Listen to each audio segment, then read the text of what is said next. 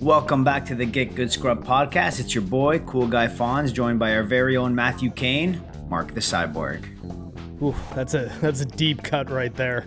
Matthew Kane, the strogified soldier from Quake 4.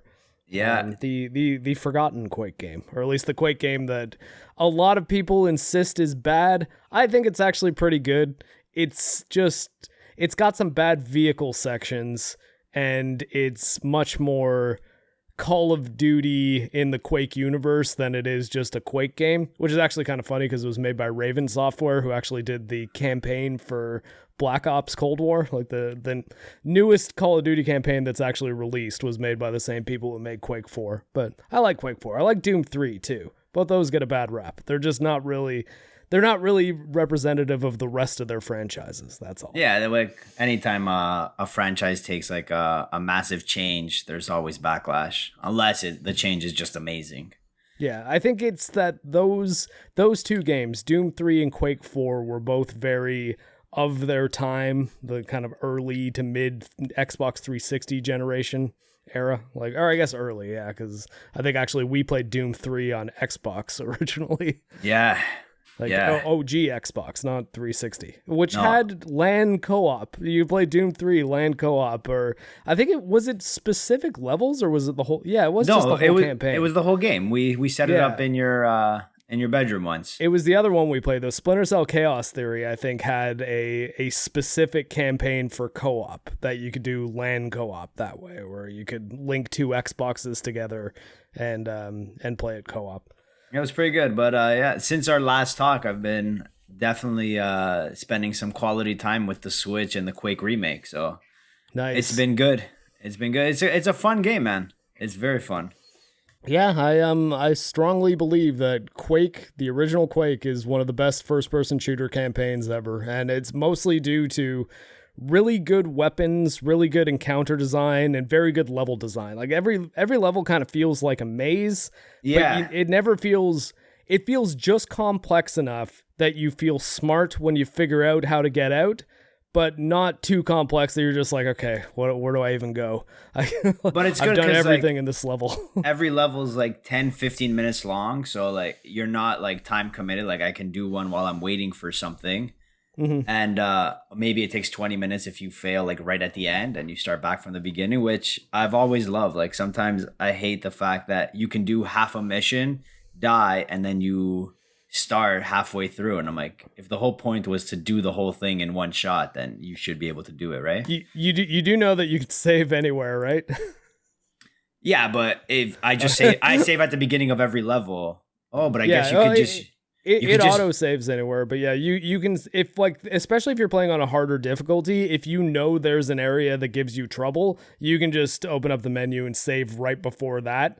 So basically you create your own checkpoints, and that was the way of things back in the old PC first person shooter days. The thing is though, the trick is that auto saves weren't really much of a thing. So I found that it was when I was playing DUSK, which is kind of a throwback shooter that I made a video for on the channel. I guess I'll link in the description. I'll do that anytime I mention a video. I've a game I've made a video on.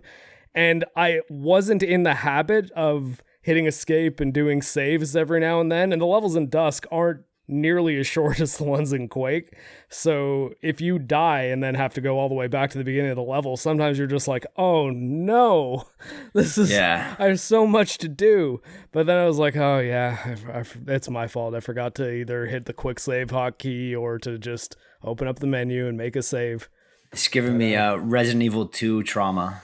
Like when you play like for like 3 hours and you never save and you're just like, you're just like, no. I was like, man, do I want to waste an ink ribbon? You should have. Mr. X was gonna around that corner. He just burst through the wall. X gonna give it to you. Moving on, we had some games released this week. A lot of good games too that we've talked about in previous episodes. So the first one we have is Lost in Random, the very Tim Burton Coraline vibed game, developed by Zoink and published by EA. It's got a 77 on Metacritic. Everyone's fate is decided by a roll of the die, is what everyone's talking about. Have you played it at all? I have not. I'm actually just checking now if this is on Game Pass, because I know that EA has some deals with Xbox Live with like their EA Play stuff. Yeah. But I'm not seeing Lost in Random here. No, it goes from Jade Empire's on here. That's crazy. That's an old BioWare RPG. But yeah, it goes from Knockout City to Madden, so it looks like Lost in Random is not on Game Pass. But it looks cool. I don't think they're promoting it very much, and No. it's getting pretty solid reviews for the most part, which is a bit strange. So maybe I should check it out, but I'm kind of swamped with work on games right now. I've got one of the ones that we're probably going to talk about soon that I've been working on, and still plugging away those Metroid games. And yeah, they've been good. Metroid Prime 2 is quite solid. Very different from the first one too, which I wasn't really expecting. Moving on, we had Tales of Arise that was released, developed by Bandai Namco. It's got an 87 on Metacritic, being called the JRPG of the year, but I don't know how people can play multiple JRPGs in a year. I mean, like, I've definitely played more than one JRPG in 1 year. Not lately, because I'm still plugging away at Trails of Cold Steel. But Tales of Arise, one thing that's really interesting from the PC Master Race perspective is it is the most played JRPG for concurrent players ever on Steam. Yeah. And it like dwarfed the player count of the last Tales game that was or any of the Tales games combined that have been released on Steam. So I think my theory is that Sega releasing Yakuza Like a Dragon on Steam, like on the day that it came out with an English voiceover, games like the last Bandai Namco one that came out, Scarlet Nexus, which I also didn't get around to playing.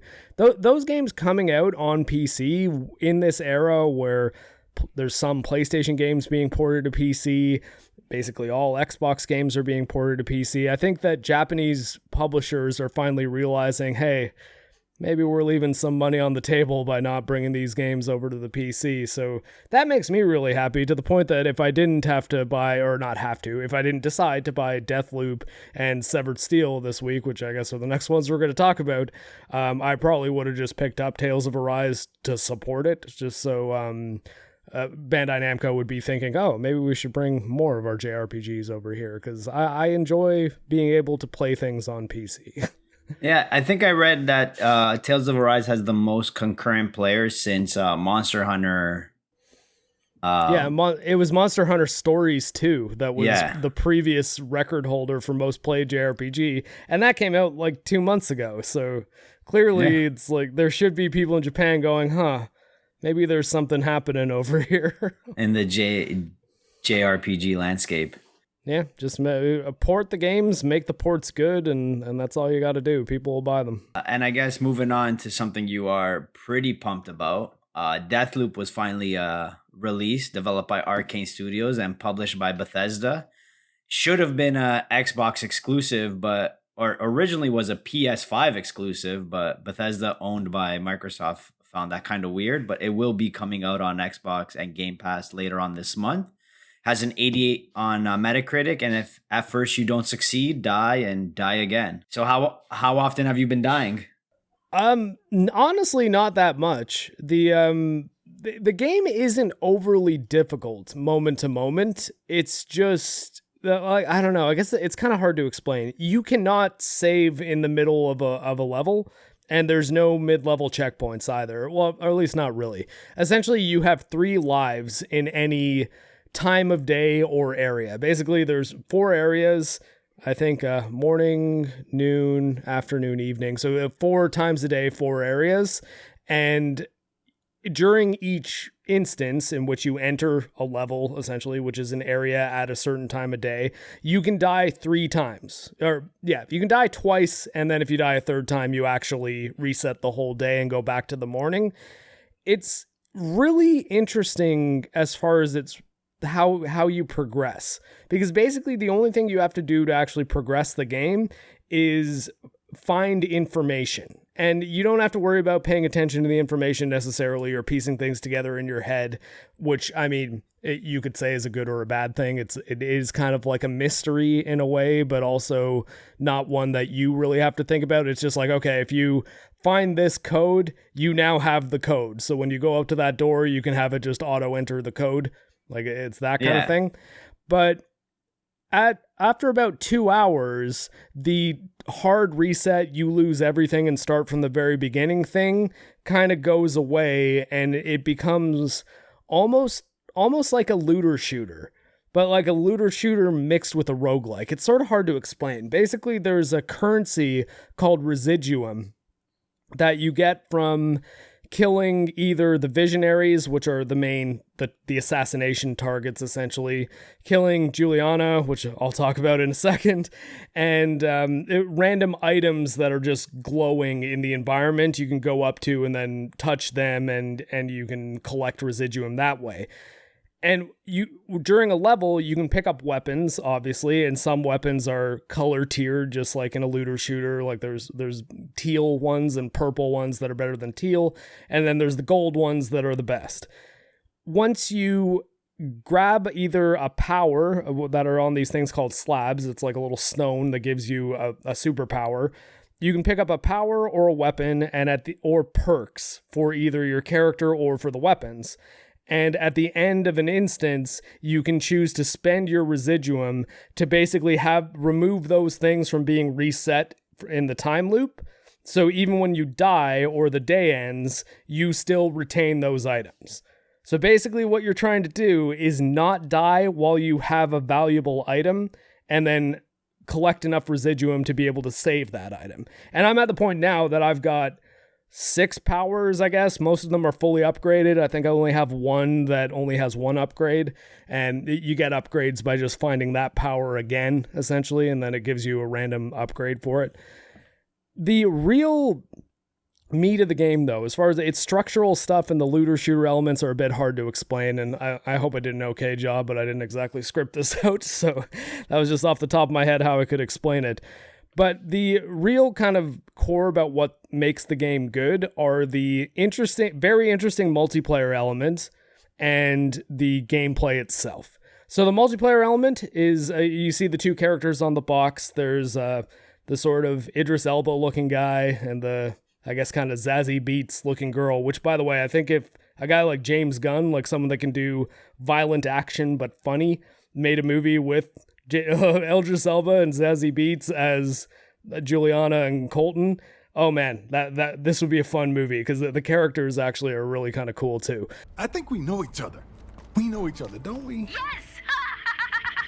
Finally! You're back!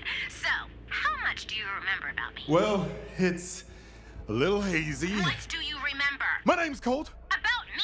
You want to kill me for some reason, and I already know some fucking code, which I don't, and there's this You looping. wanna break the loop, right?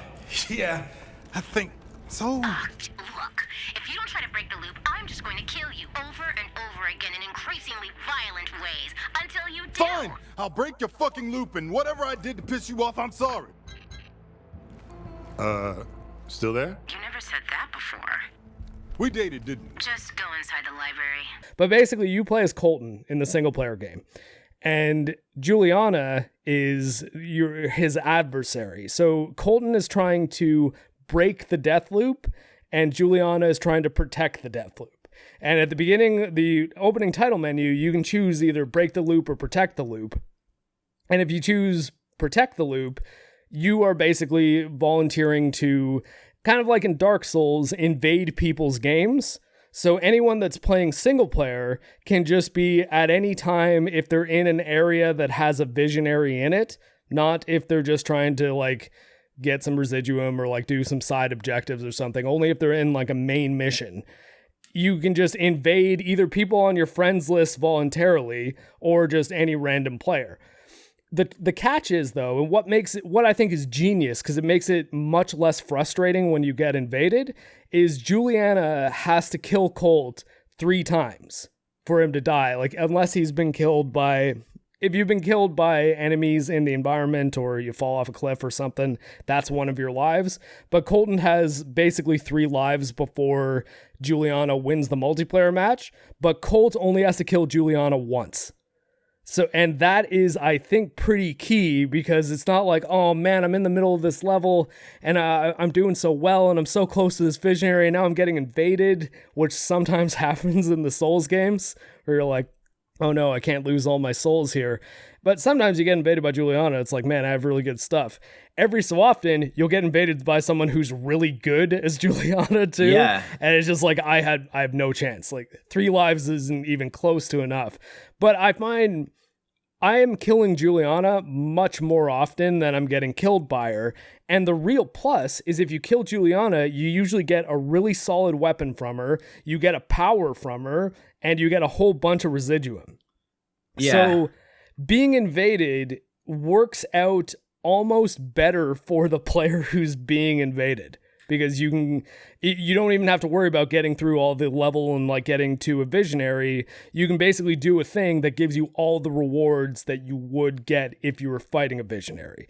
And I think that dynamic is very, very interesting. It's very, very well designed. It makes it fun to like see, oh, my buddy Sergio's online, so I'm gonna invade him, and then I'm gonna try to kill him. And I don't know. It's really neat, and I think that you'll probably see a lot more games trying to copy dynamics like this in the future, because I think that the multiplayer aspect's the thing that really makes this game unique. And it is just the Dark Souls invasion, really, but it's just the way in which it's constructed that makes it feel different, and I don't even want to say better, because the whole thing with Dark Souls invasions, it's a more even one-on-one fight, whereas this, the person being invaded is at an advantage, and I think that's what it should be. Because if you're just trying to play a single player game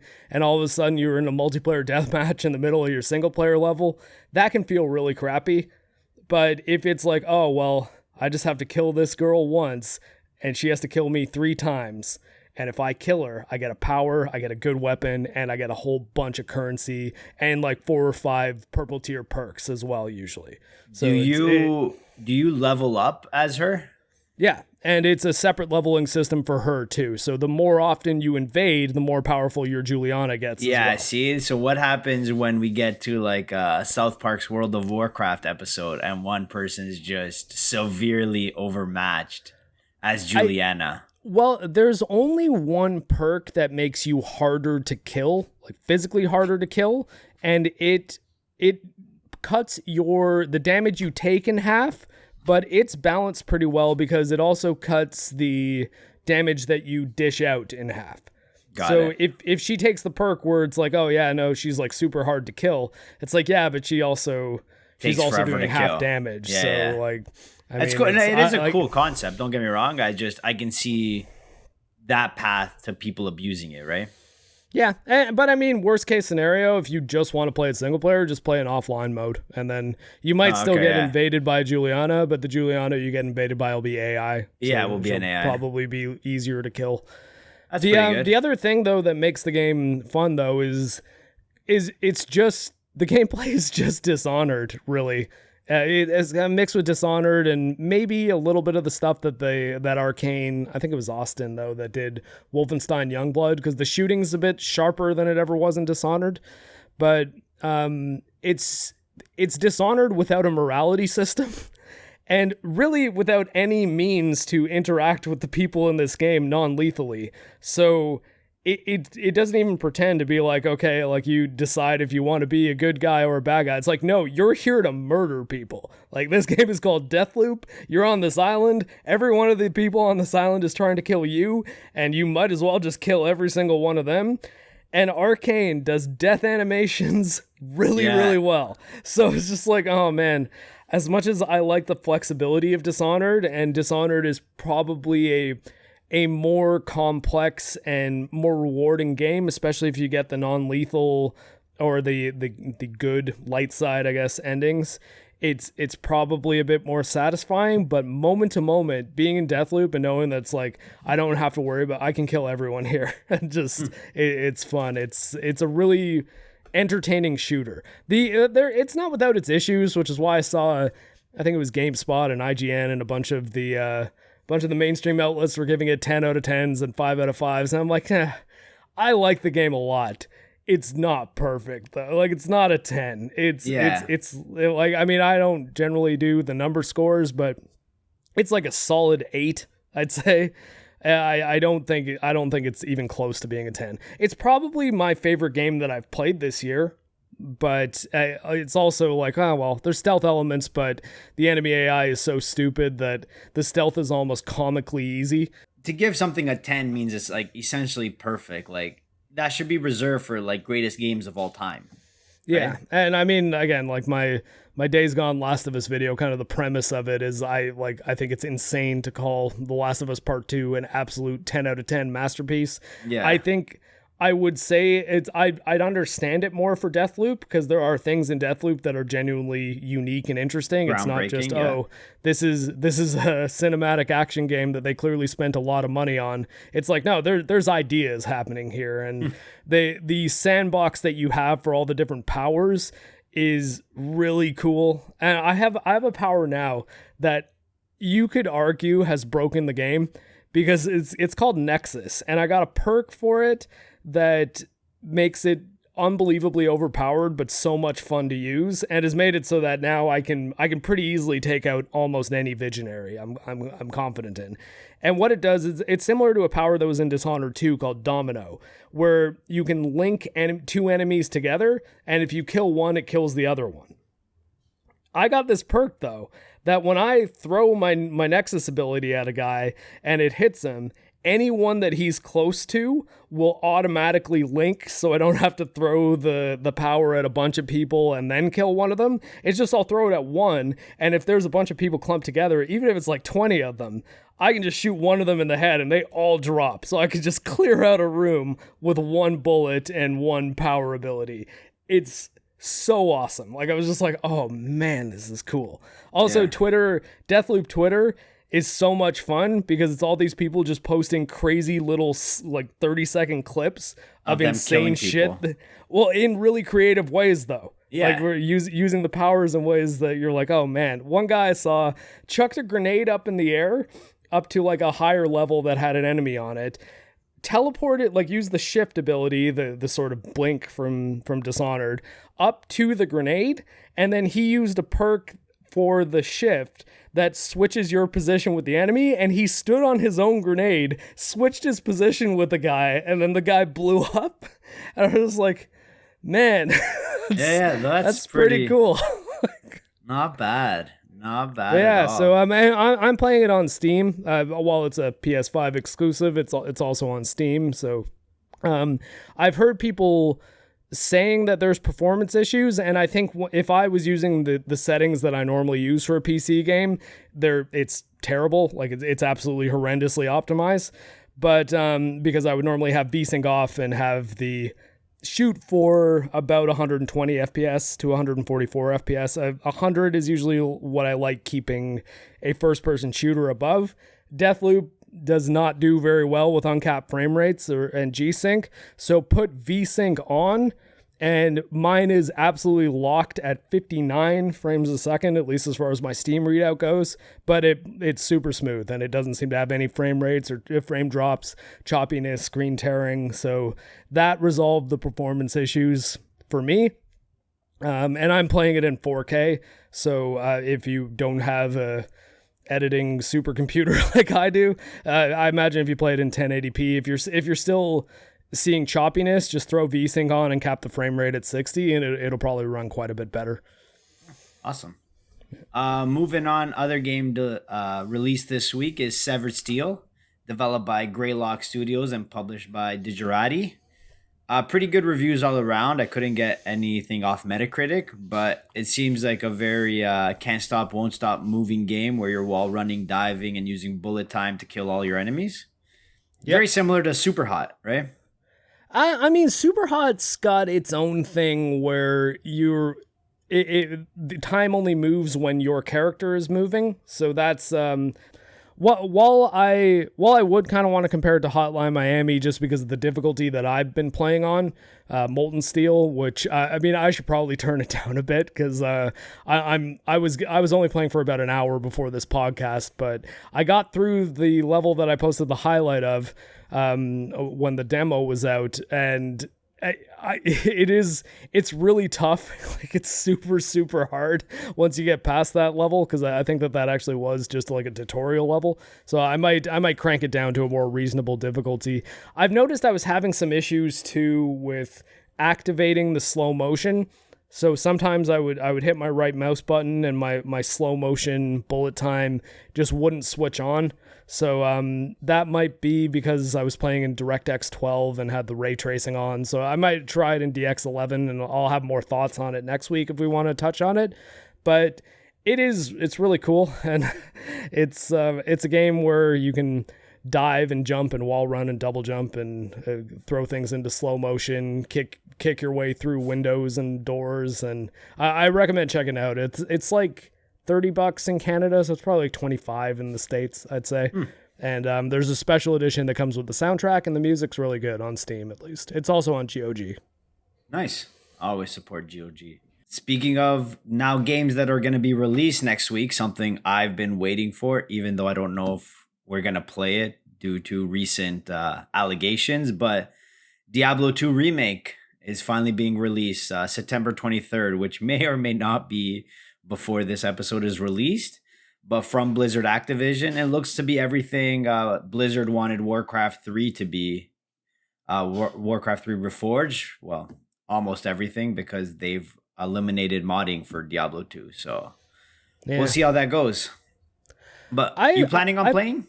Yeah, I pre-ordered it so that I could play the alpha, and I liked it a lot. It's really good, and I think that I don't think allegations about people at Blizzard and stuff is going to stop me, especially because this wasn't even developed internally by Blizzard. It was made by, well, I guess technically it was now, because Vicarious Visions is who made it, and they recently got, just before all the controversy started, they got absorbed into Blizzard. Yeah. But it is kind of a different team, so those are guys that were probably working in a different building that got absorbed by Blizzard right when all this controversy around them started blowing up about like when impropriety. When your best friend does something wrong in class and then you get blamed for it, you're just like, yeah, what did but I it would do? be like that if you just started becoming friends and they're like, yeah, it's like, always, Marc, why is it always you three? Fonz was dealing weed. Marc, go to the principal's office. You're like, what? I just met this guy. Oh man. But anyways, I don't think though that I've been trying to clearly state my own level of, what would be the word for it, of wanting to boycott things for this. Like I'm like, I'm gonna play Diablo 2. Like it's kind of one of my favorite games of all time, and as much as I would really like to be like, oh yeah, Activision Blizzard, like they're an evil company and I don't want to support them, it's like, well, I'm probably not gonna get this year's Call of Duty because I think it looks flat out bad. I don't think anything about it looks interesting at all. And I don't really buy tons of Activision games, but if they made like a sequel to Sekiro, I don't think I care enough about the people at Blizzard that are assholes to be like, I'm not going to play that. If anything, probably it's the connections to like the Chinese Communist Party that would bother me more than that. And like, guys, I think Blizzard is, or not Blizzard specifically, but Activision is 5% owned by Tencent. So it's like, honestly, I think that's probably a bigger deal than some executives being assholes. I mean, again, I hope that the people are held responsible for anything that they did wrong, especially legally. But I don't think it's enough for me to skip Diablo 2 because I like the game. Yeah, I want to play it. I really can. It's probably the game I'm looking forward to the most. Yeah, I would say this year. I don't know. There's that, and there's maybe Guardians of the Galaxy that we'll talk about later, but Diablo 2 looks pretty sick.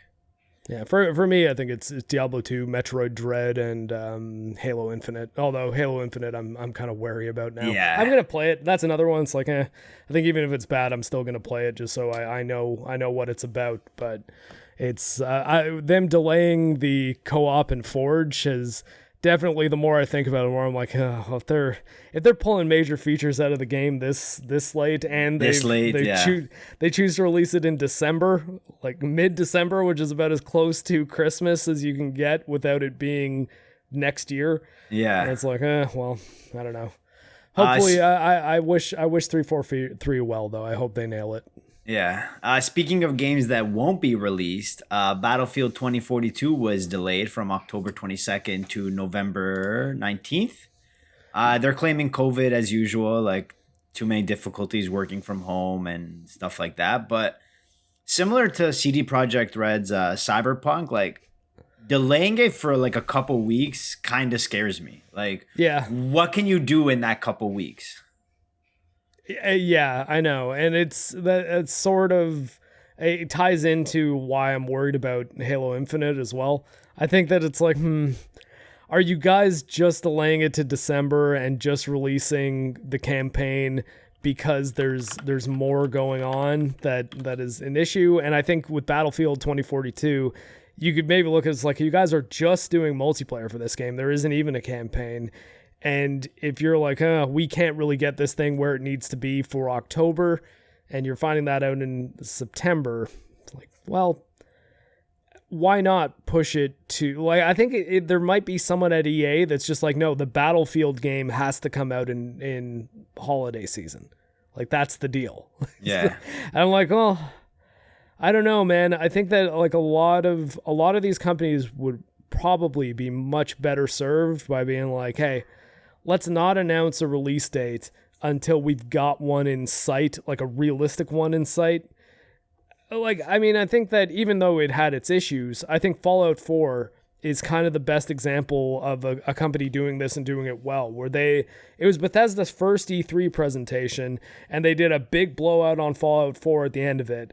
And it was the first time that it had ever been officially announced. The only other information on it was Jason Schreier, I think, leaked it. And they're like, yeah, Fallout 4, it's coming out in November. They said this in July or June.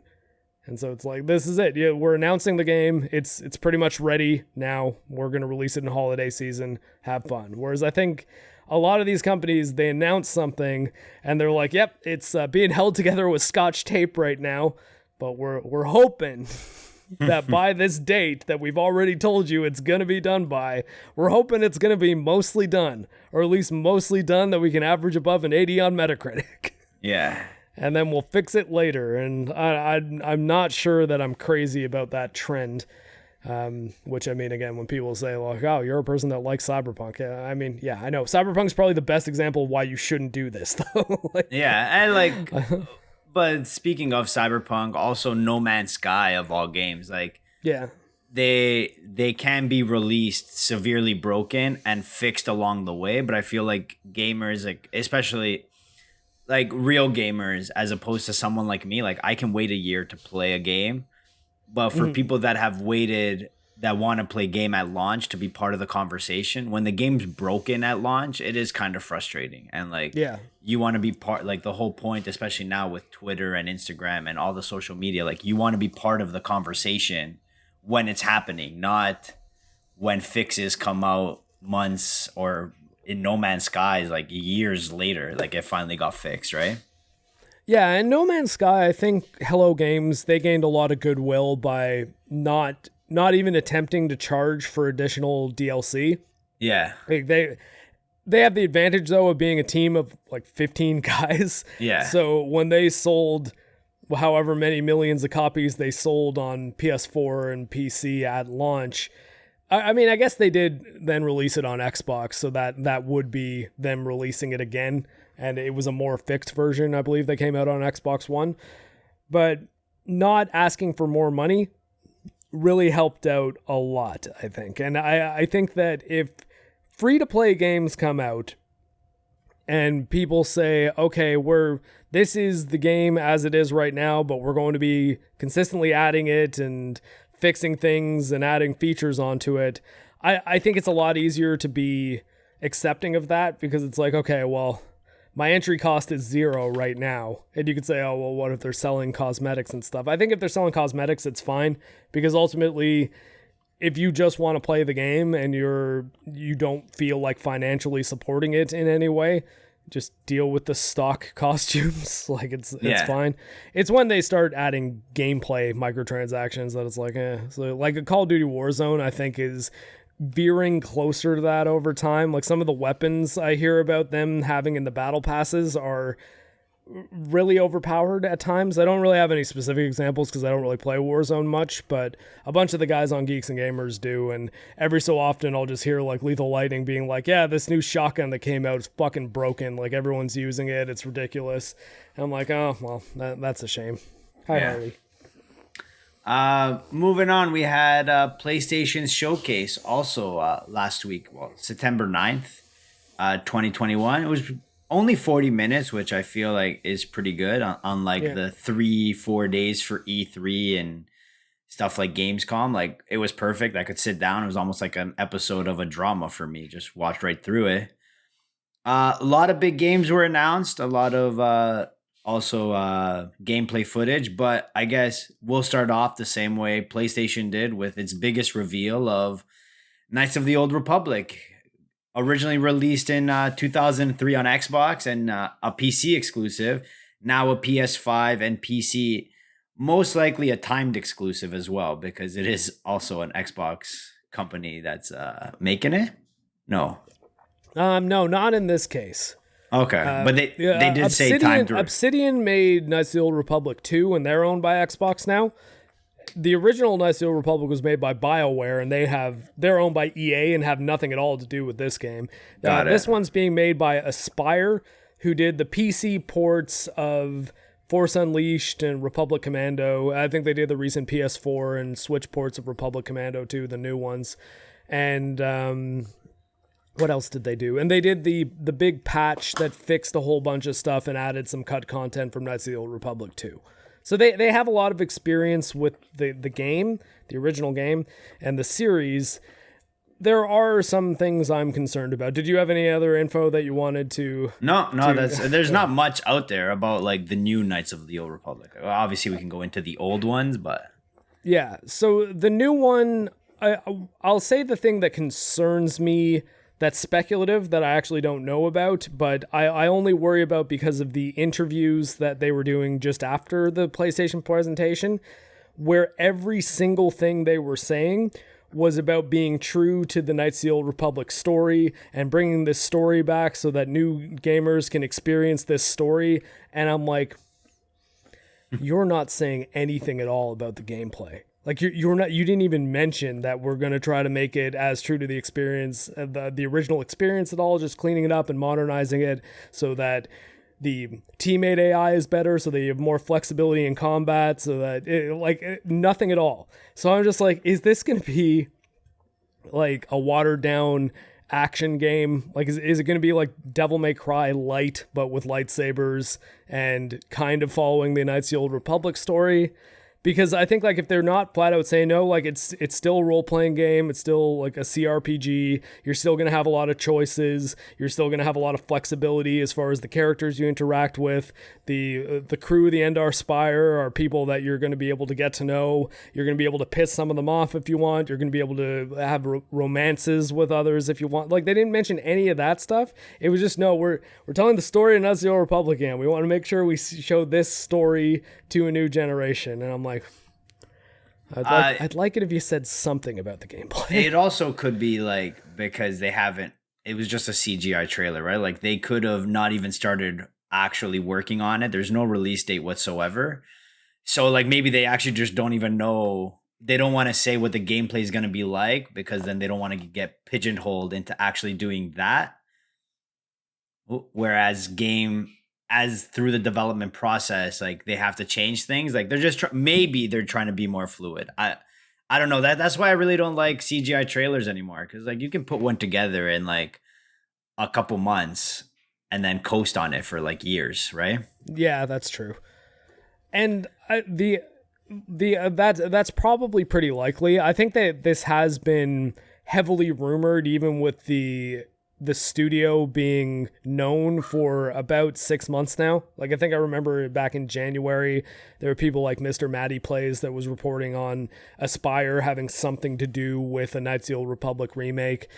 There was some controversy over, is it going to be Knights of the Old Republic or is it going to be Knights of the High Republic? Because High Republic is Disney's new, hey, it takes place between... I don't even know. It's before, I think 200 years before episode 1 is that era, whereas Knights of the Old Republic is something like 4,000 years before episode 1. Like it's really, really far in the past, at least relative to like the main Star Wars series. The kind of the thing a lot of people are concerned of though is who's one of the writers that's on it. Are you aware of who Sam Maggs is? No, I've never played Knights of the Old Republic. No, she has nothing to. She has nothing to do with Knights of the Republic. Have you played Mass Effect Andromeda? Yeah. She was one of the writers of Mass Effect Andromeda. She's from Toronto, so like our hometown. And the thing that made her famous was City TV interviewed her about. Apparently she ran into some hackers on GTA Online who used a mod to simulate an assault on her, and she was saying that she was virtually R-worded on City TV. We all know many video games are known for their violence. In Grand Theft Auto, for instance, players carry knives and guns and they get away with looting and murder. But the sexual brutality now popping up online has the attention of Toronto police. It is certainly something that we would be, interested in hearing about if people have experienced it. In this scene, a dog has been modified to do disturbing things, and Detective Sean Marshall, who investigates cybercrimes, tells me this new trend is hard to label.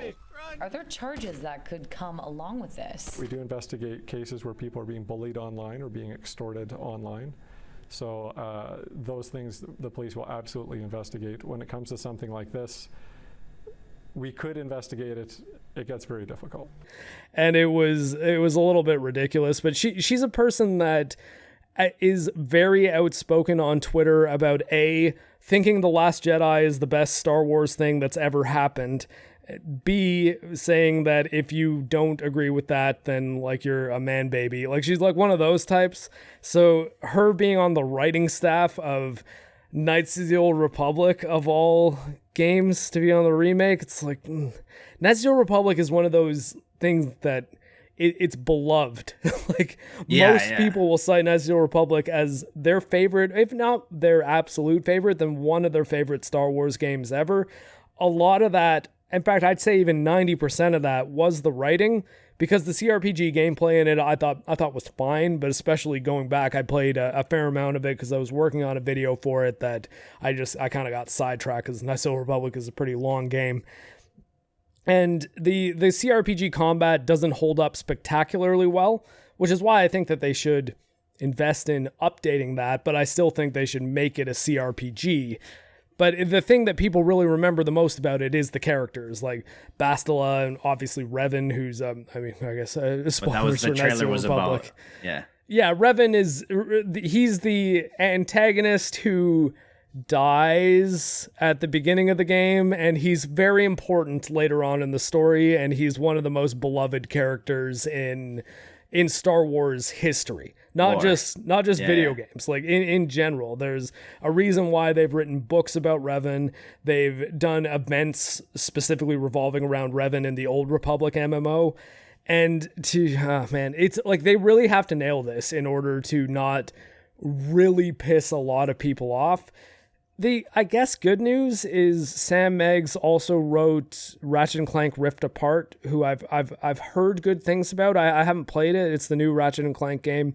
And I think she was, because that's an Insomniac game, she was on the Insomniac writing staff when Spider-Man was made, and Spider-Man turned out really well, I think. There are characters who I certainly did not think were particularly well written in Spider-Man, and I don't know, the thing with games like that, especially open world games, or the good news is big RPGs like KOTOR, you never know who's writing what. So it might be she's writing side quest dialogue for one specific character because they want the character to have her sort of voice, Yeah. And that's it. Or it could be she's the lead writer, which I think in Ratchet and Clank, she was the head writer of Ratchet and Clank Ripped Apart. So I don't know. I think it's just one of those things that now, especially more than ever, that we have a Star Wars on a little bit of an upswing with things like The Mandalorian, to hear that there's a person who's just like, yeah, Last Jedi, that's my Star Wars jam. She tweeted also, I think in like 2018, that she does not like Knights of the Old Republic, or that they're like, what's your favorite Star Wars game? They're like, is it Knights of the Old Republic? And she's like, no. Yeah. I saw and then that later, tweet. like last year, she posted, oh yeah, I'm finally getting a chance to work on one of my favorite games, Knights of the Old Republic. It's like, oh, okay. That's... Well, I mean, your opinions again, on game can change. Like, I mean, for example, though, my opinion totally turned around on Metroid Prime. I found out the thing I really didn't like about Metroid Prime on GameCube is it had really bad controls. Now that I've played it with good controls, honestly, I think it's on my list of probably at least top 10 favorite games ever. And that's not an easy thing for a game to take the place of 20 years after it came out. Yeah. And I mean, come on, like there's such a an lot of impressive competition. list. Exactly. Yeah. But speaking of games you always loved, you frequently talk about Alan Wake, and that's getting a remaster. Gonna be. To be fair, I didn't always love Alan Wake. I played it for the first time in full last year. Okay. So, but I did like it a lot. I think it's great. Releasing October 5th of this year on PS4, 5, PC, and Xbox. Yeah, you looking forward to the remaster? I don't really think there's any reason for me to play the Alan Wake remaster. I did just recently play it, and the PC vanilla version looks great still. Like I thought it looked great at the time I played it last year. I was like, I can't believe this game looks this good. And Remedy, though, they've always made really good looking games. Like Max Payne 1 and 2 were very ahead of their time. And but I'm happy that Remedy is being given the chance to give this game another life, because it sort of went under the radar when it released. It's why it never got its sequel, and it's really solid. It's not really a horror game, although it's kind of horror toned, but ultimately it's an action shooter. So if you like third person shooter games that are a little bit old school, like kind of the 2006, 2007, or I think actually it's 2010. So yeah, like 1 decade ago era shooters. It's a solid example of one of those. Like, and if you like Control, if you like Control at all, I'd really recommend playing Alan Wake, because then you'll actually understand some of the DLC. I don't really understand like remaking games that are less than 10 years old. Like, how bad did they look 10 years ago?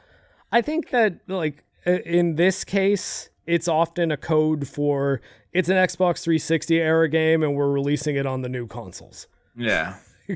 It's not necessarily remastered or like in the sense that it's really overhauled. It's just like this game that was running in 720p at medium settings or 1080p at medium settings is now running in 4K at ultra settings. Like, I guess this could lead into, as well as the Grand Theft Auto 5 remaster, which is just it's getting the Skyrim treatment. Like, hey, let's just release it again. We're not going to change anything. GTA 5. So I thought you were talking about the GTA 3 Vice City and San the Andreas GTA 5 like remaster or re-release, I guess, for next gen consoles that like have said nothing about what they're actually changing. They're just like, you can play it on PS5 now. I heard though that they're not doing any kind of free upgrade for like if you have it on PS4, you've got to buy it again on PS5, and it's gonna be full price. Yeah, so, I don't know, but anyway. Like there's people that like again it's the Call of JoJo. The Skyrim motto. If you're gonna pay for it, we're gonna release it. Which is funny because Bethesda can do that with Skyrim, but all JRPG creators don't do that for PC games. Yeah, like their PC ports. Like I think though that with GTA in particular, there's a lot of people who GTA Online is like their Call of Duty or their FIFA. It's like they don't play anything but GTA Online. They'll play a new GTA single player when it comes out, but other than that, they spend money on two things: ports of GTA when they come out, and shark cards, which is their like in-game currency. Yeah. Oh my god. Moving on. I'm gonna put these two games together because I have the exact same comments on both of them. But Insomniac announced that Spider-Man 2 will be coming out in 2023. But more importantly, they're making a Wolverine game, which is pretty good because the last good Wolverine game was Wolverine Origins, which the game was better than the movie. Yeah, it actually But was. Also made by Raven, oh wow, who made Quake 4 and Call of Duty Cold War. It's all coming up back together. But both these games, like the Spider-Man 2 trailer looked a little bit better just because it showed more. Wolverine's was kind of cool because you didn't know or think it was coming. But as I've said, it's a CGI trailer, so I don't know what to expect. But introducing Venom to Spider-Man 2 looks pretty cool. But we'll have to see how it comes out. Yeah. It's been a while since there's been a really solid Venom story. I mean, I guess the next week, Venom, Let There Be Carnage, I think is the name of Venom 2. It's still PG. And still PG. Which ties into my concern about the Wolverine game. They said it should be mature, but that means nothing. I mean, if they said, I would feel a lot better about it if they were like, we are shooting for a hard M rating with this one, like or saying even specifically, this doesn't take place in the same Marvel universe as our Spider-Man game. It's its own thing. We're going for a hard R rating, or M rating, I guess. The R rating would be if it's a movie. Yeah. Because there isn't really a way to do Wolverine's claws well in a T-rated game. Lots of games do it, like Marvel Ultimate Alliance and stuff, but it's still the kind of thing that Wolverine's slashing up people with indestructible blades, and there's just like flashes of light that are happening and their health bars going down, and that's it. The thing that was good about the Raven Wolverine game, which is funny because it was based on a PG-13 movie, is it was super violent. Like it was essentially like a God of War game, but with Wolverine. And considering we can talk about the other game that they announced at the show a little bit later, like Sony is having some success with the God of War brand, so I think doing that but with a Marvel character would be pretty cool. But I worry very much these days about the possibility of M-rated or R-rated Marvel properties, especially with Venom 2 being PG-13.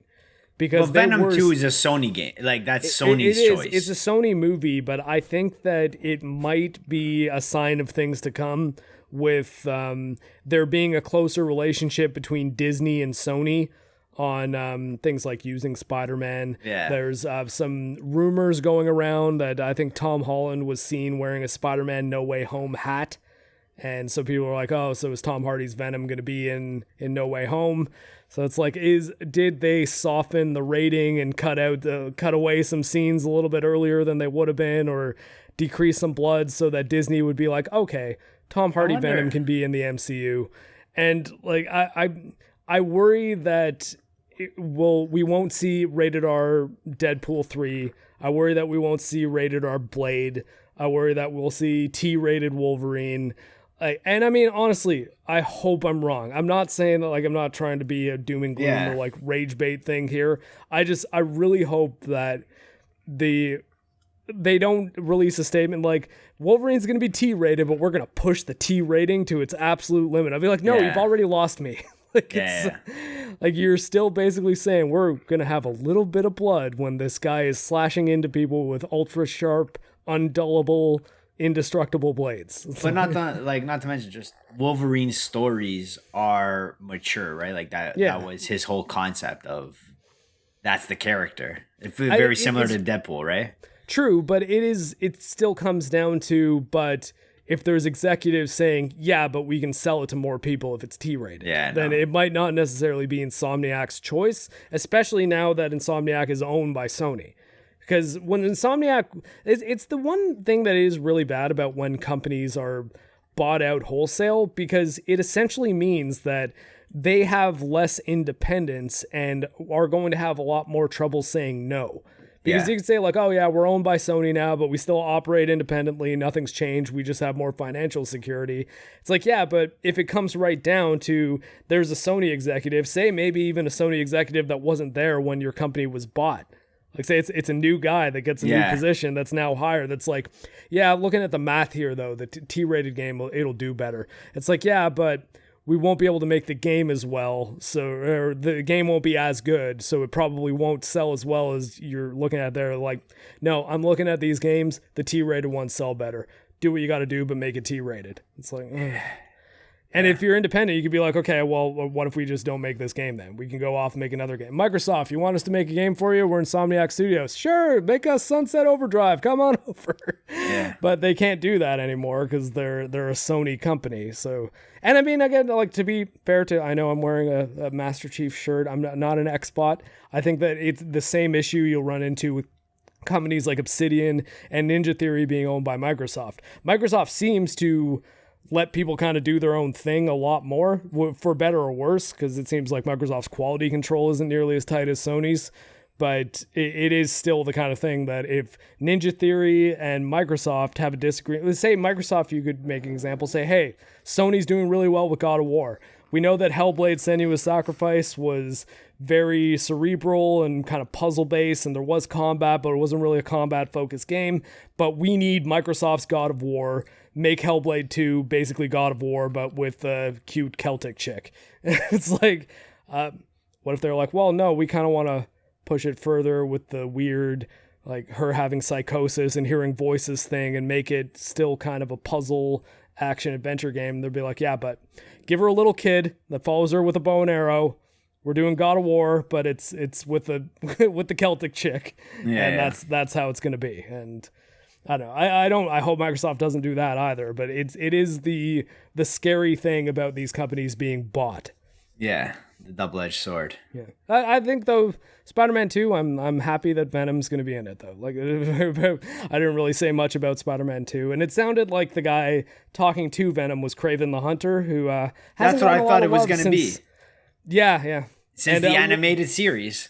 Yeah, exactly. I was about to say that was the last time we really saw him in any form other than a comic book. So next up, we had Project Eve, developed by Korean studio Shift Up. Very Devil May Cry and Near vibes. Yeah, kind of like a Bayonetta type thing too. They had like gameplay footage, which was kind of cool. Looks like a pretty good game. Don't know if I'm going to be able to keep up with it, but definitely looks like my kind of game. I'm a big fan of the Bayonetta games. I love Platinum games. This is a studio I'm not aware of. They're South Korean, which you don't see too many games coming out of Korea, so it might be kind of neat to see this. I thought though there was the kind of funny meme story that happened where they were interviewing a guy from Digital Foundry about it, and he was like, the one thing, I know you were talking about the character from a bygone era. I do think the character model was actually like very distracting in not a good way, because like with the camera angles chosen, it just felt like this game seems like a game that came out in like 002 in terms of its, like character design. It's like a bit old and not flattering, I don't think, for a modern audience. In comparison to something like Forspoken, which has, yes, it has a much more realistic looking character designs. It's not these hyper proportioned something or another's, but it also seemed, I don't know, a bit more grounded in a way that I found much more appealing than what we saw here. From a general standpoint, I do agree with you, but I do think Project Eve, when it comes to facial construction, it does have some merit though, because the characters look very different. It's just that once you go, neck down, there's a lot of issues on display. That's the problem. Oh, dude. Rough. Apparently he was much more happy with how Forspoken was shown, and I'm like, honestly, like not a huge difference between those two character models. Like they don't look exactly the same or anything, but I wouldn't say that the girl in Project Eve was any more sexualized. But man, like especially if you're gonna try to go up against a game like Bayonetta, having the super powerful, sexy female lead is kind of part of that genre, man. It's fun. Just who's also very attractive? Dante from Devil May Cry. He's a very handsome man. I know a lot of girls who their number one husbando has been Dante since like 1999. JoJo. Maybe 2001, the original Devil May Cry. But I know my Monster Hunter character in the Dante outfit looked pretty good too. Yeah. What's up, ladies? Dante's a handsome silver-haired fox. We also had a showcase for Ghostwire. developed by Tango Studios, published by Bethesda. Every time I see Bethesda at a PlayStation event now, it just seems weird to me. Yeah. But Ghostwire is the last one, though.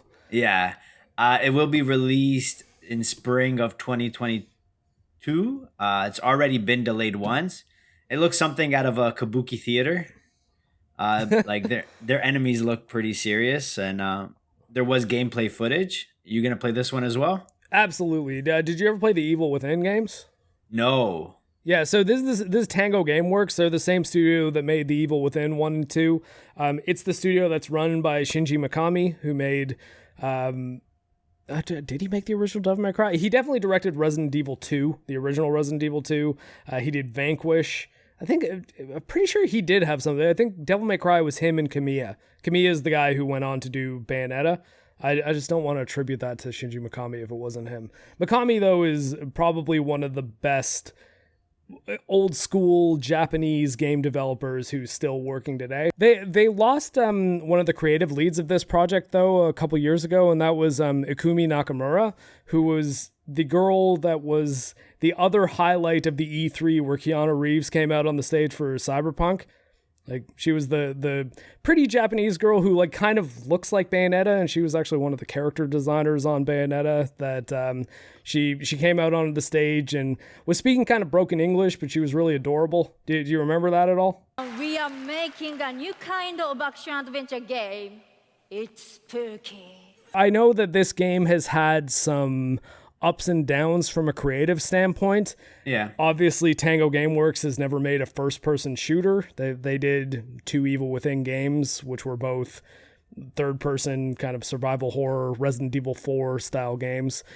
And Shinji Mikami, though, made Vanquish at Platinum, and Vanquish is like one of the best shooters ever. So I think that he's more than capable of leading a shooter. Japanese companies don't make a lot of FPS games, so it'll be interesting to see how this one pans out, but it does look really cool, and I'm looking forward to checking it out. And the last Bethesda PlayStation 5 exclusive that came out and was a first-person shooter, I ended up liking infinitely more than I thought I was going to. Like, I wasn't even planning on getting Deathloop. I was just seeing so many people whose opinion on shooters I trust, like on Twitter and stuff, talking about how great it was. So I'm like, yeah, maybe I'll give Deathloop a shot. And it was probably like not even an hour in that I'm just like, yeah, okay, this game's really, really good. So I'm hoping that Ghostwire has the same thing, but this is one that I'd say proceed with caution on, just because the studio doesn't really have much experience in the genre. Like, whereas Arcane making immersive sim shooters with superpowers, that's kind of what they do. So yeah, well, wait and see, but I'm definitely looking forward to seeing how it turns out. So next up is one of the games I'm actually looking forward to. Developed by Eidos Montreal, probably because it's made in Montreal, but Guardians of the Galaxy is coming out October 26th. We got some gameplay footage. It gave me a lot of like also Mass Effect vibes, where like you're telling your teammates to do certain things while you play as the main character, Quill, and you're doing your own thing. It seems like it could be pretty cool. I'm actually warming up to the fact that they don't have the Marvel voice actors, just to give it like a little bit of a different feel. But you can see that they're trying to do the James Gunn like aspect of it, where they're trying to be as funny very as similar James, in tone. yeah, in tone, right? And if they don't pull it off a whole story wide, then it'll just come off as corny.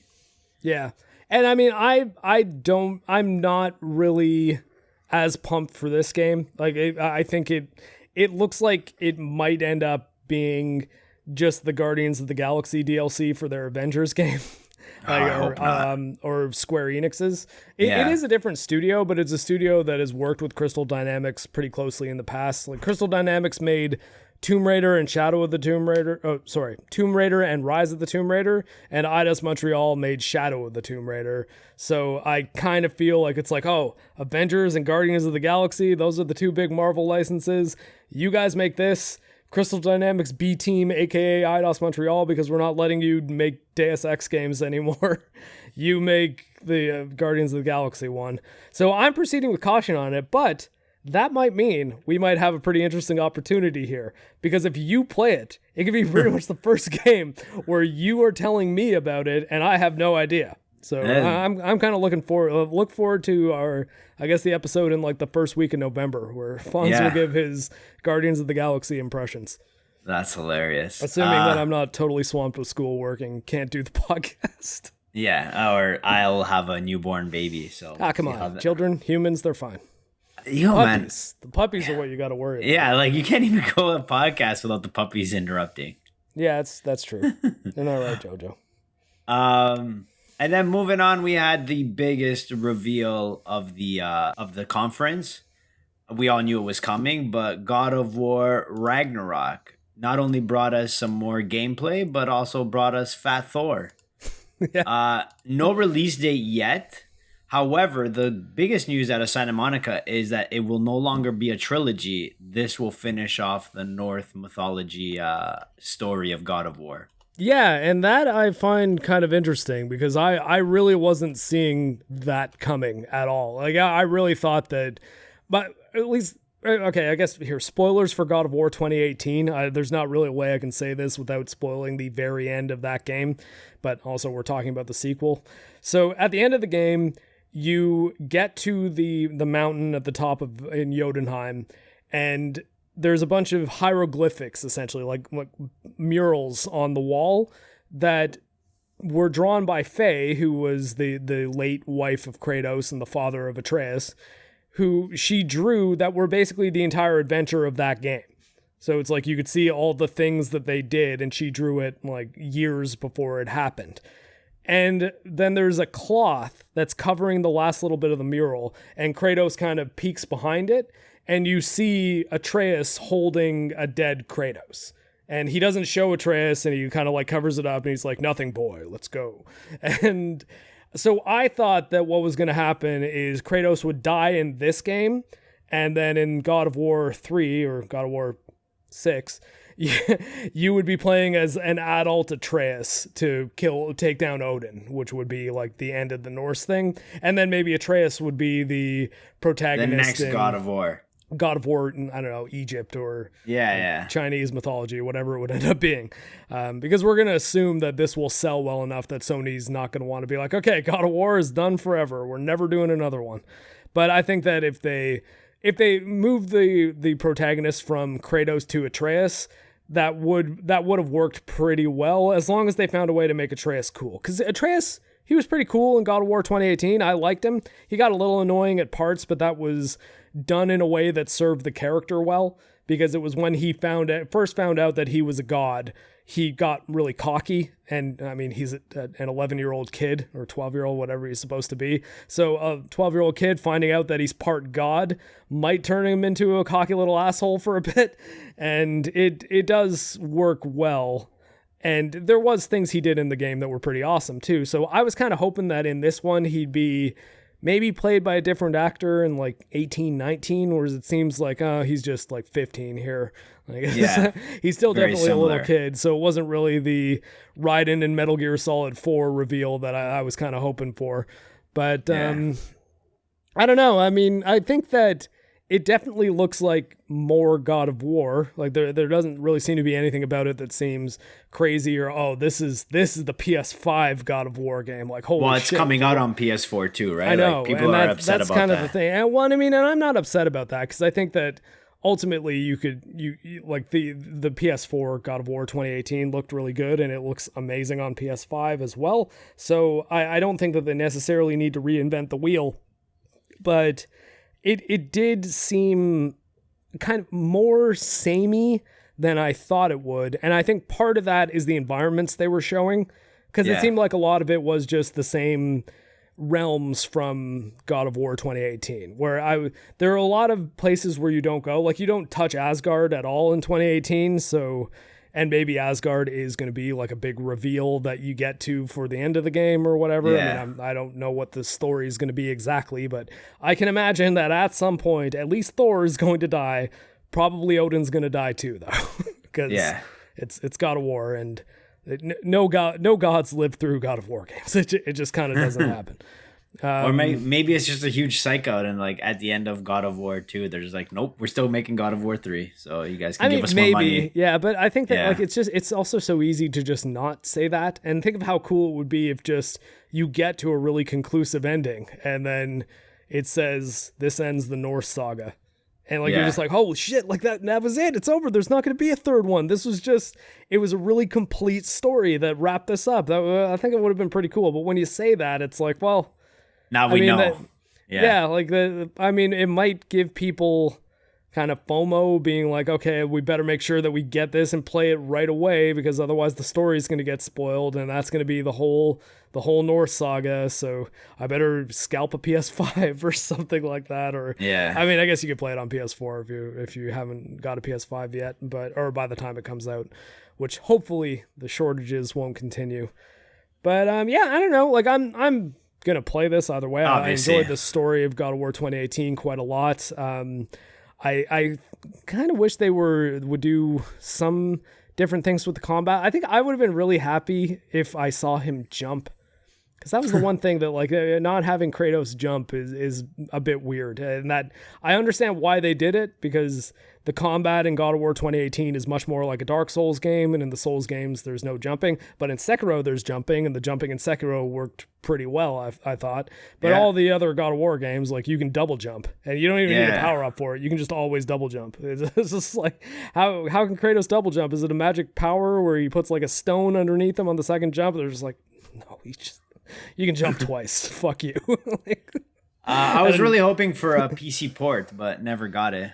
Well, I mean, there was a data leak that came out from GeForce Now, which is NVIDIA's streaming service, that seemed to indicate that there would be ports coming up of God of War and I think the Uncharted games and a couple of, that was one of the other things that was announced here, for at least for PS5. It was Uncharted PS5 and PC. Did they say for PC as well? Yeah. Really?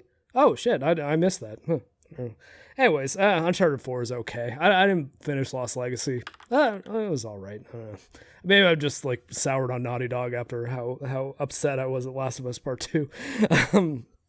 But I didn't mind Uncharted 4. I just thought it was a bit weird that it's like, oh, you have a brother now. And it's like, no, it's this big story about the brother. And man, not Rip, because she's still alive, but I miss you, Amy Hennig. Oh, she's working on something though. Is it? Oh man, hold on one sec. I gotta look this up. Works. Oh, it's Forspoken.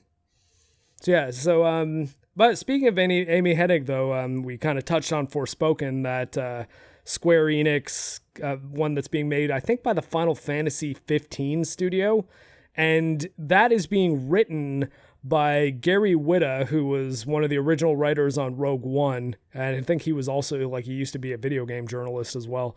And Amy Hennig is one of the other writers of it. So I think I'm much more interested in Forspoken now because of Amy Hennig's involvement, because I thought that she really got burned by EA when they kicked her off her Star Wars project and closed down all of Visceral, which was the Dead Space studio that was making the Star Wars game.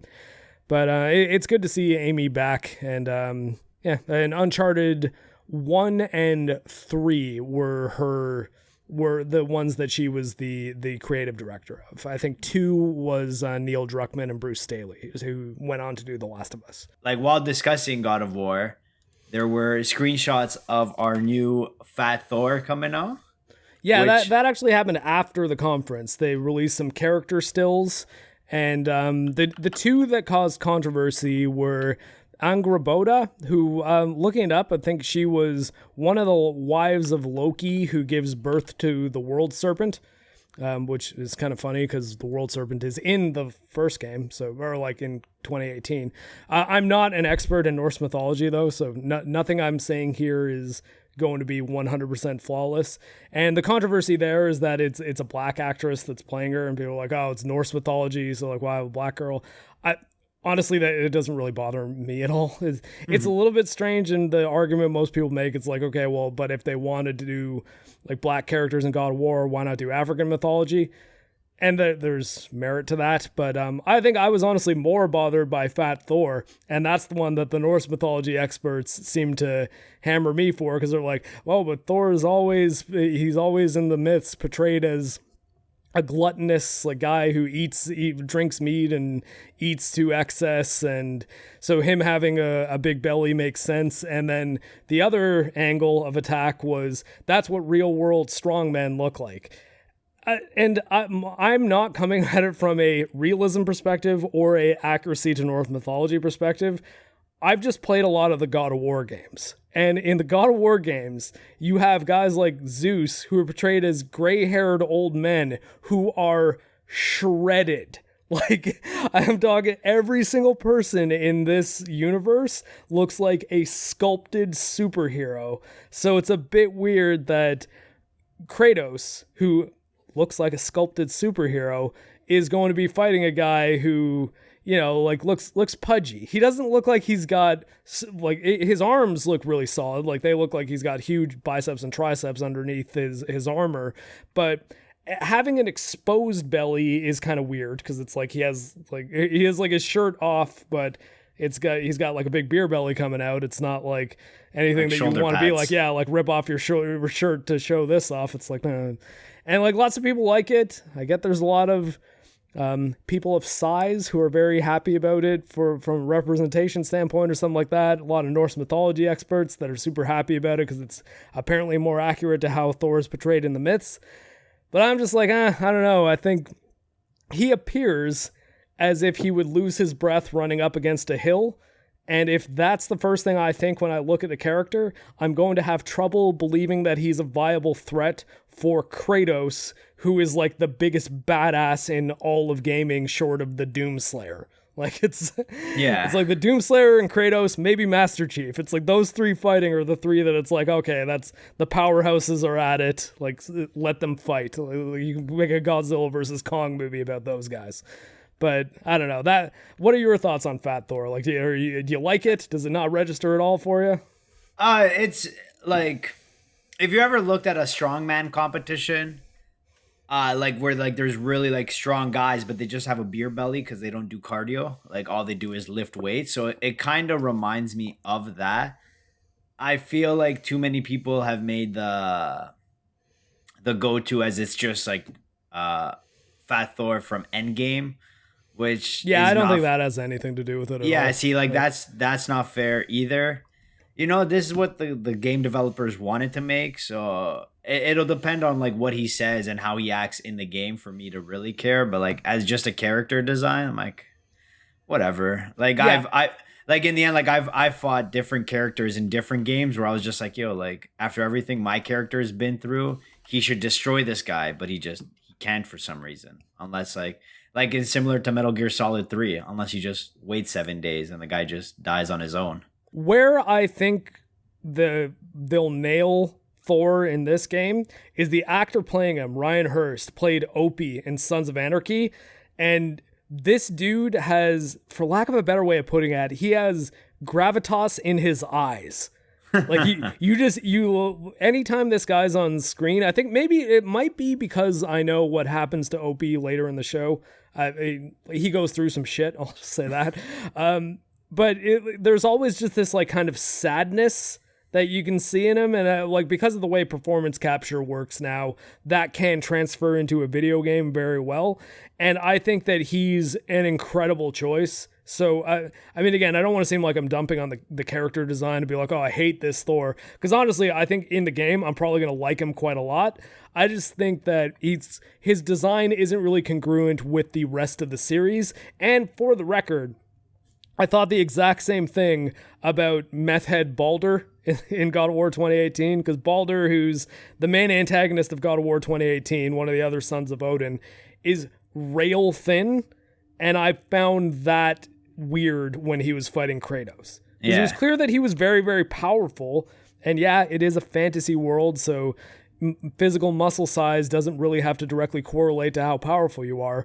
But also, Kratos is jacked. And like, so when he's doing things like lifting up a tree and just carrying it on his shoulder like it's nothing, it seems much more, it pulls me out of it much less if the guy looks like he's, you know, like sculpted from marble and just jacked. Whereas, I don't know, like rail thin Baldur, I found kind of weird because he'd like punch Kratos and Kratos would go flying and I'd be like, I I get that you're a god and that's not muscles that are creating that strength, kind of like in the Matrix, but it's still weird to see.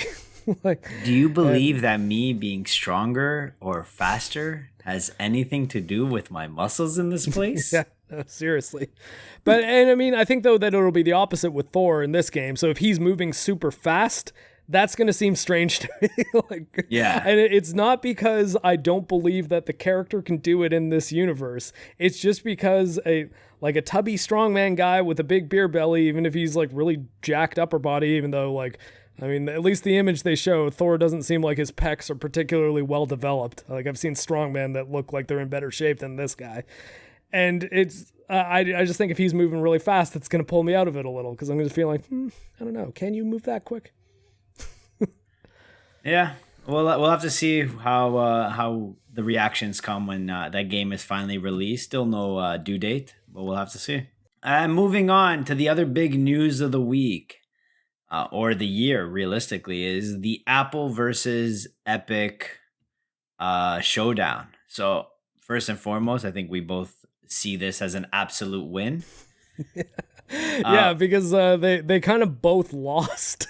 So I'll give you a quick rundown of the year in Epic versus Apple. So on August 13, 2020, Epic announced it's offering V-Bucks, the Fortnite digital currency, at a discount by sidestepping iOS App Store's rules and regulations.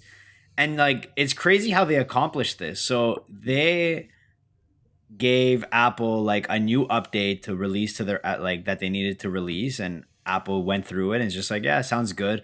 But there was a hidden piece of code in there that once the update was active, allowed them to give this discount on V-Bucks. Obviously, once Apple found out about this, they removed Fortnite from the App Store, with Google Play Store doing the exact same thing. Epic files a lawsuit in California on the grounds of antitrust and having monopolistic powers. This is all done by the way on August 13th. Like it's just bam. Like it's literally like they all knew this was gonna happen, but a lot of it was done pretty fast. August 17th, Epic announces that Apple has terminated Epic's developer program, effectively killing any future updates to the Unreal Engine to other developers because Epic owns that.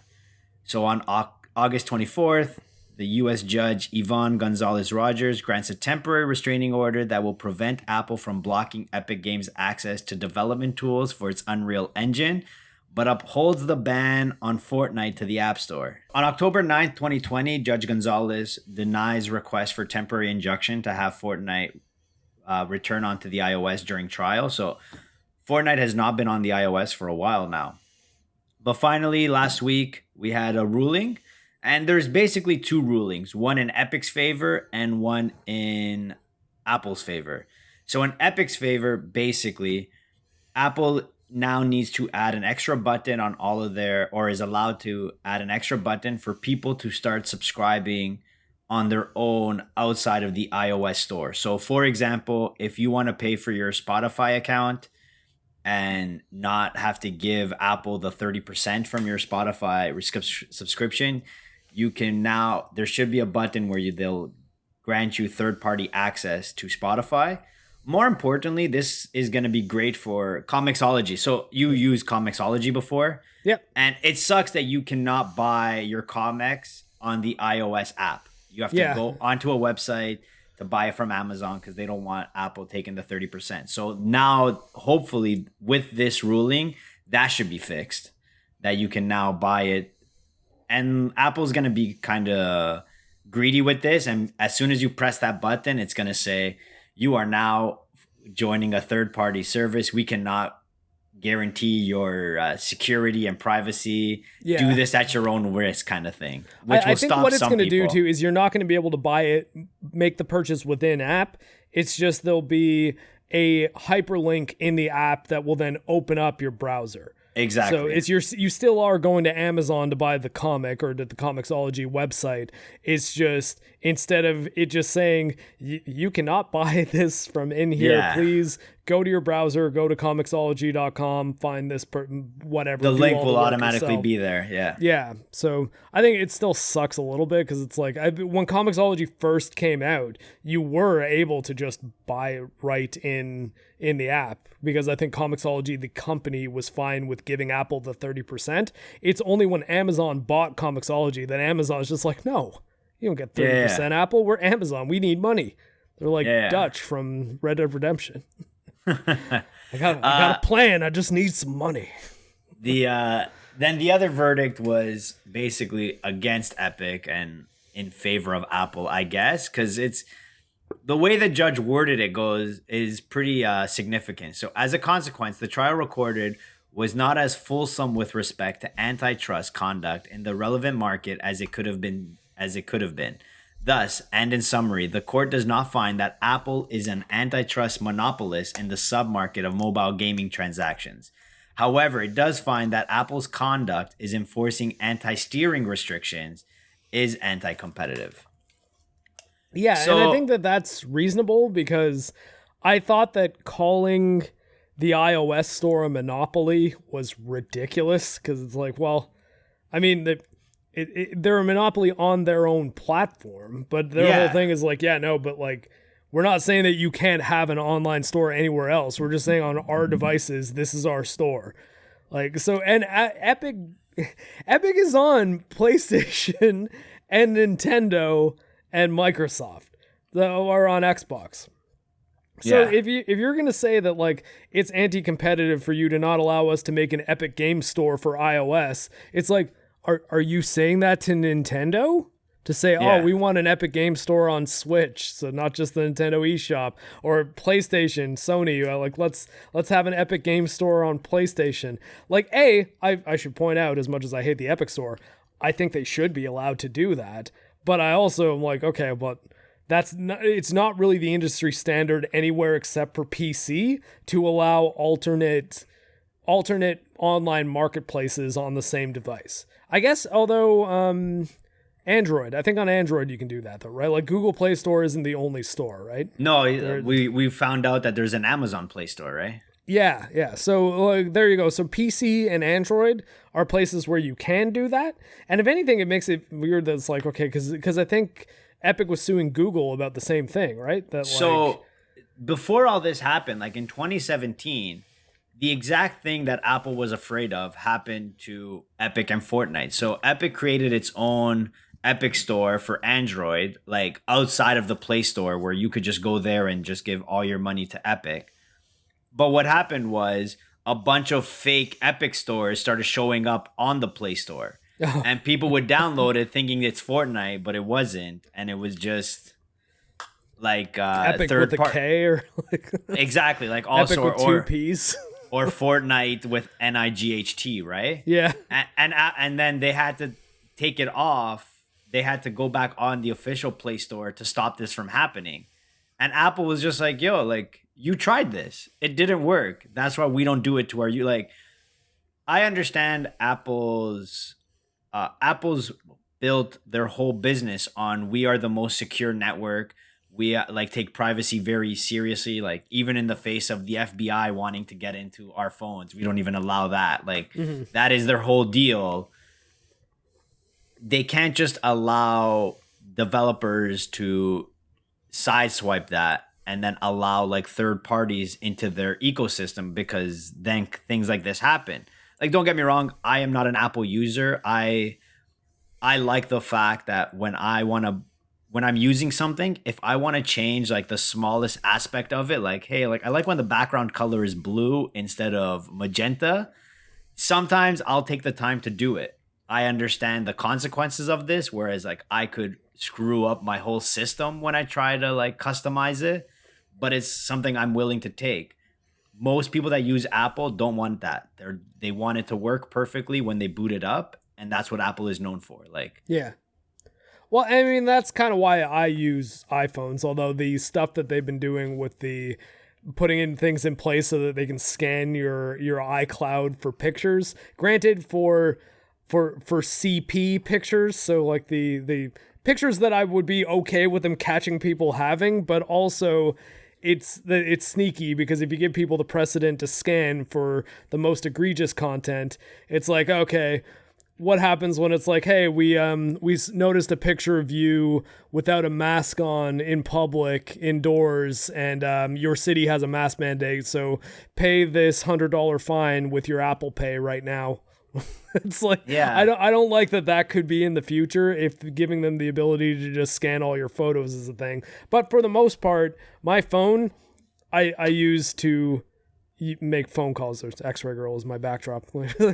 I used to make phone calls. I used to use Twitter, Facebook, and my email, and that's pretty much it. Oh, and I'll listen to podcasts and things like that in my car. Yeah. But I don't really play games on my phone. And for me, if I want the flexibility to say mod, the way Fonz was kind of talking about being able to do with his phone, mobile's not the place I'm going to care about doing that. So I'm okay with just being an Apple user, though lately it's been like, I don't know. I'm kind of happy that Apple lost in this case too, because I think the funny thing, there's been a meme in a group chat I'm in that every time our autocorrect messes up, we say fuck Tim Cook, because we all noticed that autocorrect spelling has been worse lately than it was like a while ago. So we're like, man, Steve Jobs died and autocorrect just went to shit. But yeah, no, I'm happy though that both Epic and Apple kind of lost in this situation. I was sort of on Apple's team more so, but Apple, I think, are a very cocky company. Like, hubris has been kind of getting to them, and they haven't been doing a lot of great stuff over the last few years. So I think that a wake-up call for both of those companies is a good thing. Yeah, no, like, I'm pretty happy with the verdict overall, and I know that there is a chance, like, the judge left it open to have another antitrust. They'll have to do a better argument. I guess. Yeah, you had a chance of making a good argument. You failed. Get another company to try again, basically. But it's gonna be hard. Like, Apple is the biggest company in the world for a reason, and I'm sure they'll fend off defenders as much as, like, they'll fend off accusers as much as they can. But they're dealing with the same thing in the United Kingdom. They're dealing with the same thing against the United States, like, government. It'll be curious to see how the digital landscape develops over the next couple of years. Same with Facebook and Google in general, right? Yeah. Well, I think we might just be getting to the beginning of the social media / ultra corporation corporate wars. So, like, yeah, we've already got Virgin, Elon Musk, and Amazon going into space. The space wars. Yeah. Now we got Zuck, Tim Cook, and who's the president of Google? Sundar Pichai. Yeah, Pichai. Sundar Pichai. That's it. I was I feel like I'm going to mess up this name if I don't know exactly. So we got Pichai, Tim Cook, and Zuck on the social media war. Oh, and Twitter's guy, Jack Dorsey. Yeah, Jack Dorsey too. Because he's getting in trouble now because of banning people based on their political views. Yeah, but not banning the Taliban. Yeah. Taliban, that's cool. Yeah, you can be on Twitter. It was actually, there was a friend of mine at work was talking about the names he has for the fantasy football teams in his league. And he's like, we try to make it all something that's, like, ironically horrible. And then, like, I was trying to think of a name. I was like, what about the Taliban feminists? And he's just like, I like it. Next season, that might be my team. So listen up, like, hey, social media giants and Epic and all the gamers out there. We're not expecting you to be good. We're expecting you to get good. Or sleep like a little tiny puppy. Whatever works.